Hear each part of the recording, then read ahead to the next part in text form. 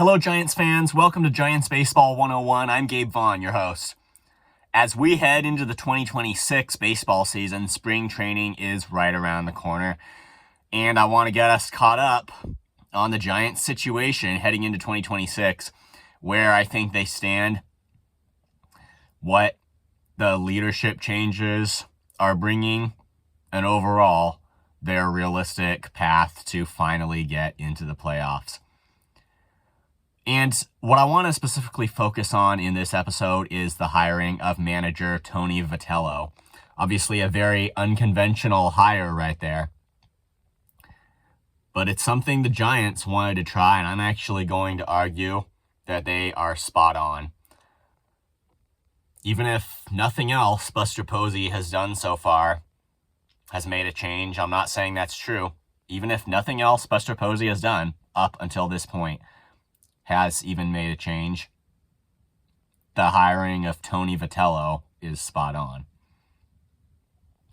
First, though, I think arguably the key article you're going to see on the GiantsMLB.com website that's going to mean something to you is about Bryce Eldridge, and it's titled "Eldridge Hopes to be Part of a Dangerous Duo in San Francisco."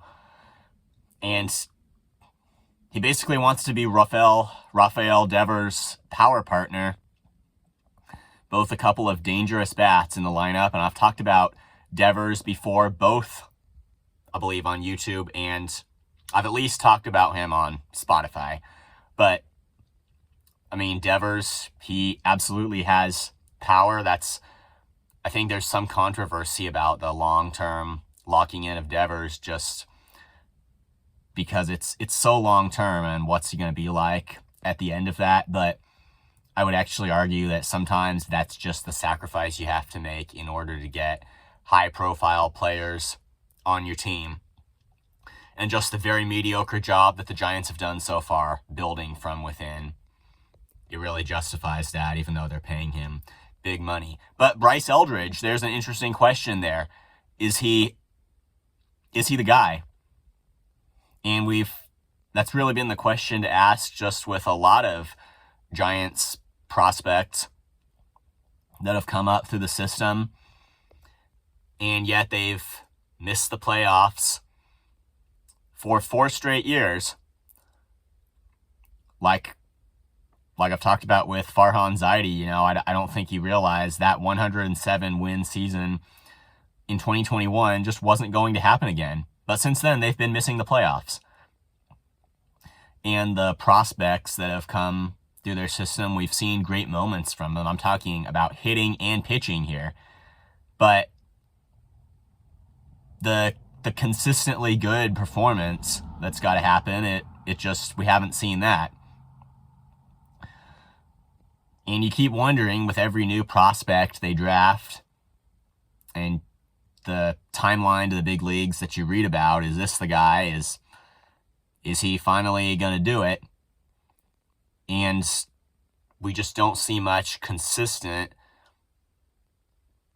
top-level performance from the prospects in their organization. And that brings us to Bryce Eldridge now. And I don't believe he's a two-way player any longer. He had a taste of the big leagues last year and put up a 107 batting average, but it was a very small sample. We still have to see from him yet, and I think probably some Giants fans are going to be holding out more hope than others. That's just, I think, a burning question. Is Bryce Eldridge going to finally be the guy that the Giants need? Is it finally going to be him? And I think to answer that question, we just need to keep a close eye on him, starting with spring training, and then if he makes the opening day roster, which I think I don't want to say that he will, but with a good spring training effort, it's almost like I don't see why not. So I don't really have an answer there. A lot of prospects have disappointed. We got to keep an eye on him. Is he finally going to be the guy? Okay, I know I took a little while on that, but it is time to get to the whole question and controversy surrounding Tony Vitello. First point I'm going to make, don't listen to what Joe Madden says about him. You have to, obviously Madden is arguing that you got to pay your dues, you got to, I don't know, coach and manage in the minors, you got to ride buses. The obvious irony there is, I mean, you got to do that in college too. In Vitello's long coaching career, you think he didn't have to work up to where he was at with the Volunteers baseball program, which I believe he was leading them for at least 5 years and was pretty successful there. The Giants ultimately decided to hire him. So, to say that he didn't pay his dues, to me, is really insane. I think we just gotta do away with that. And now, where does he fit in? This is a very unconventional hire, and it's the first time somebody's stepped directly from coaching a team in college baseball, even at the top level, to the big leagues without any professional baseball experience. But I'm going to argue we shouldn't be drawing a box in our minds around this, which I'm afraid that many people are.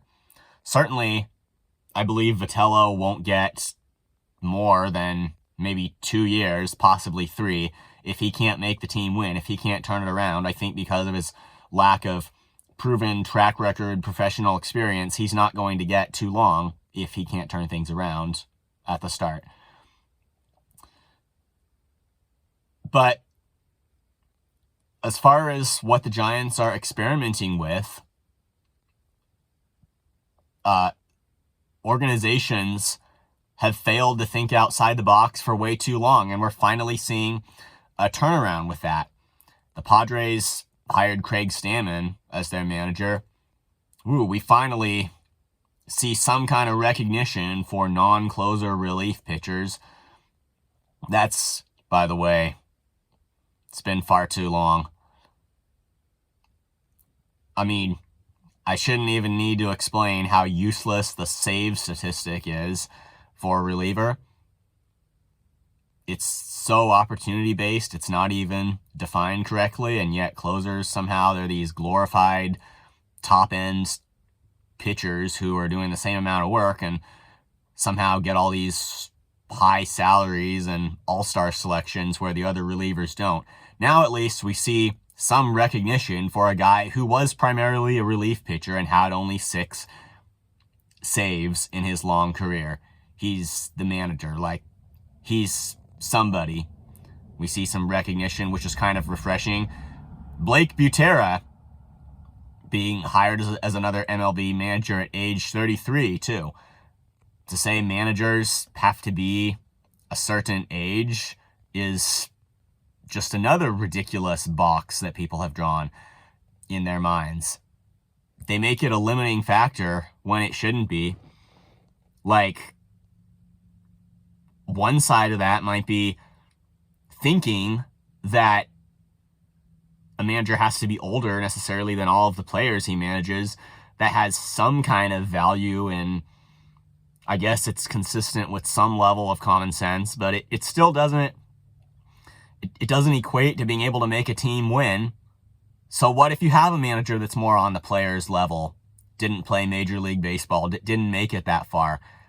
And who says they got to? Just be good at strategy. You want to have a guy that's good at strategy, can make a good lineup, can execute that kind of good strategy and make the team win. That does not involve the need to have played Major League Baseball, the need to be a certain age, or anything that these ridiculous limiting factors have been. My point is, teams that think outside of the box, at some point, they're going to gain a competitive edge. Now, this is very unique with the Giants and Tony Vitello, a college baseball coach jumping to the majors. Are the environments different? Yes, they are. But I don't think that's something that he can't adjust to. I'm more concerned. I'm more focused on the energy that he brings to it. All you have to do is look at the first picture of Tony Vitello to know this. That is what I'm focused on. The energy and the spirit that he's going to bring to the Giants clubhouse and what he clearly brought to the college baseball program that he was at. Experience or not, And now I want to get into this other thing called experience. And it means way less. I'm just going to say this. It means way less than people think it does. The Giants have used experienced executives. We could mention Zaidi again. He had all the knowledge of analytics anyone could possibly have. I know that's an exaggeration, but it kind of describes where he's come from. And the people in that front office, what did they do? And Gabe Kapler, the manager, he wasn't able to squeeze out the wins that he should have, even with the team that he had. The team never could recover from its late season slumps. It just couldn't.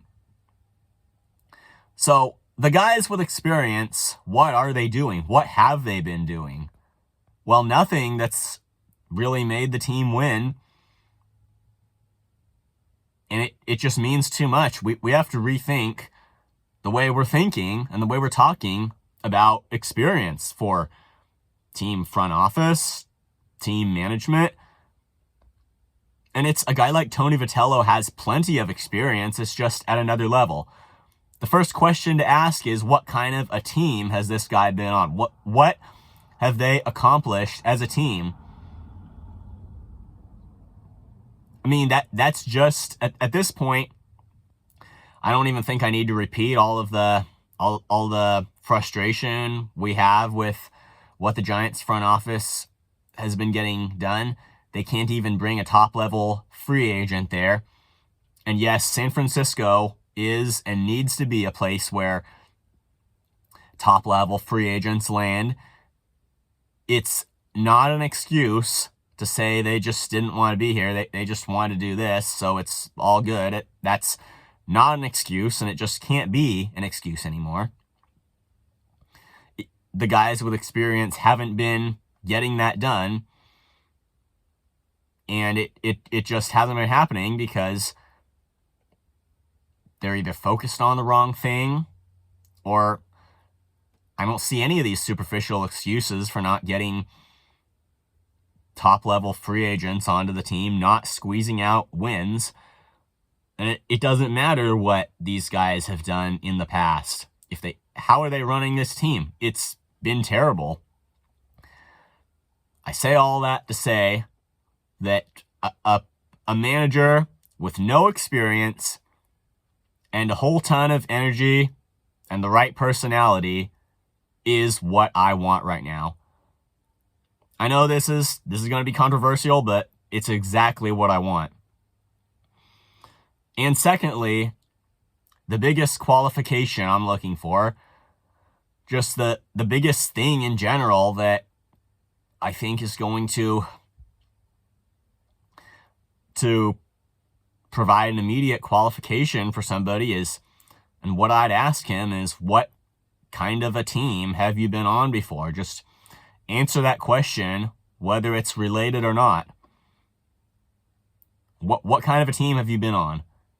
How has your leadership motivated that team? What have you gotten done? The guys that are already in power in the Giants organization, I guarantee they couldn't answer that question effectively anymore, but Tony Vitello can, being that respected coach in top-level college baseball for such a long time.